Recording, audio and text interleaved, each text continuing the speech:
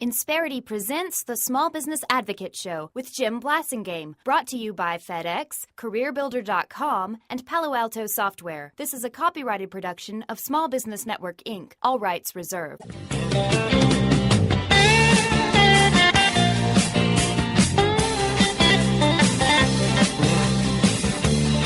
Welcome back, 17 Till. I'm Jim Blasingame. Thank you very much for hanging out with me. I am the Small Business Advocate. Having a great visit with our good friend Stephen Moore. Steve is the member of the editorial board of the Wall Street Journal, a noted economist with international respect in that area. He is the author of a number of books, including his new one, Who's the Fairest of Them All? Steve Moore, thanks again for staying with us. Steve, I'm trying to find out who in the government is going to have to comply with Obamacare the way I am, the way you are. Now, I know that when the law was passed in 2010, it was specifically noted and put in the law that members of Congress would have to be part of Obamacare. And, of course, we now know the president's going to let them out of that in a way, isn't he?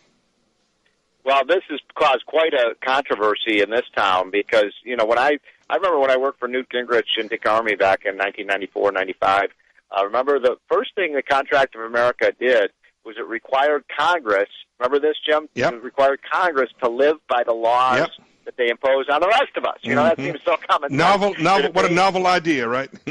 Yeah, and now they are violating that by trying to exempt themselves from this health care law. And this only, you know, this has become a ruling class in Washington. Yep. It's like that scene from, the book Animal Farm where, right. you know, they look at the chart at the end. All animals are created equal.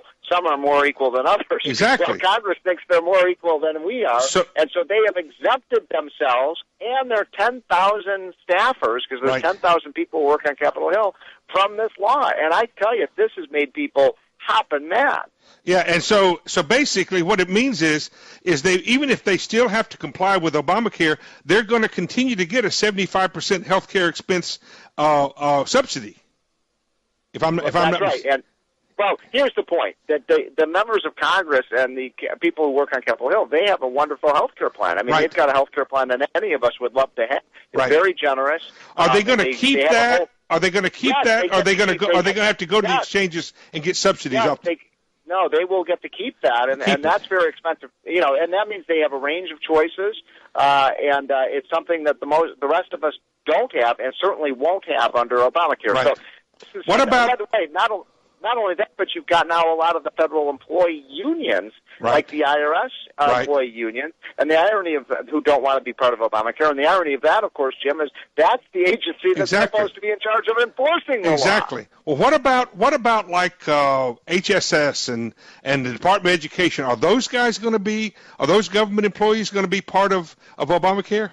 That is yet to be determined. Now, those federal employees, they're like members of Congress. They have a very generous plan, and of course, when I say they have a generous plan, that means that you and I, the taxpayers, pay for it. Of course. I heard Sebelius say, when somebody asked her that, I heard Sebelius say we were never put in there. We weren't part of Obamacare, as if they're not going to have to be part of this.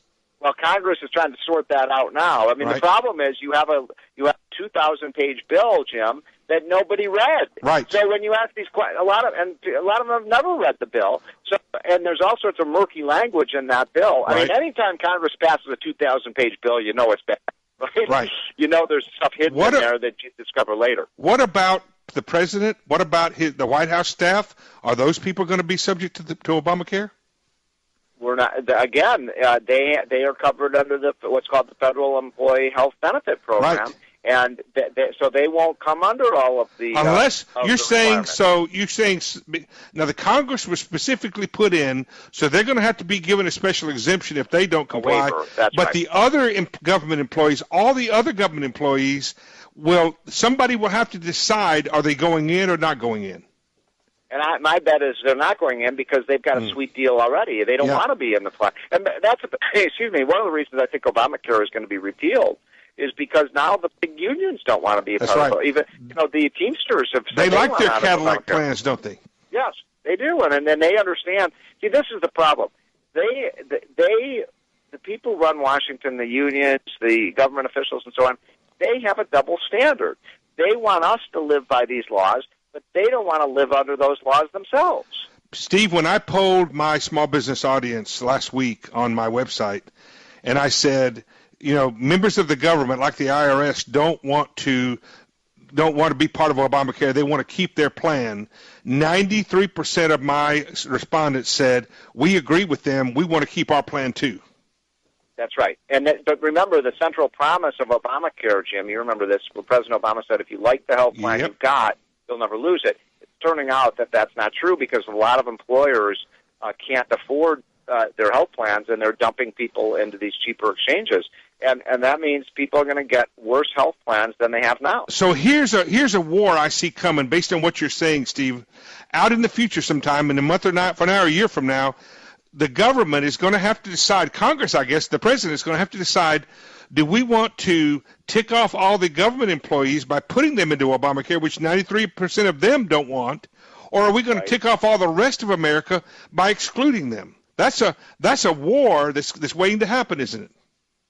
It is, and I think that what is going to happen in the end is as more and more groups decide they want to opt out of Obamacare, I think the whole system will collapse. And I'm very hopeful that within a year or two, this law will be substantially repealed. Yeah, I hope it is too. From your mouth to God's ears. Ladies and gentlemen, I want you to know something about Steve. I want you to know how much he cares about you, small business owners.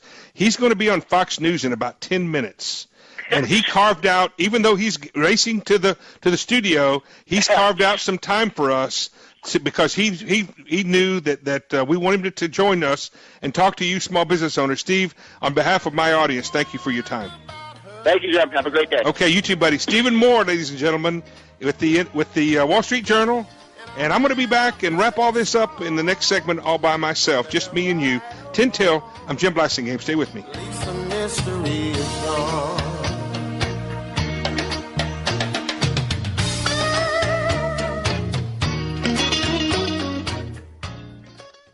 Insperity presents the Small Business Advocate Show with Jim Blasingame, brought to you by FedEx, CareerBuilder.com, and Palo Alto Software. This is a copyrighted production of Small Business Network, Inc., intended for the private use of our audience. Except as otherwise provided by copyright law, all other copying, redistribution, or publication without prior written consent is prohibited. All rights reserved.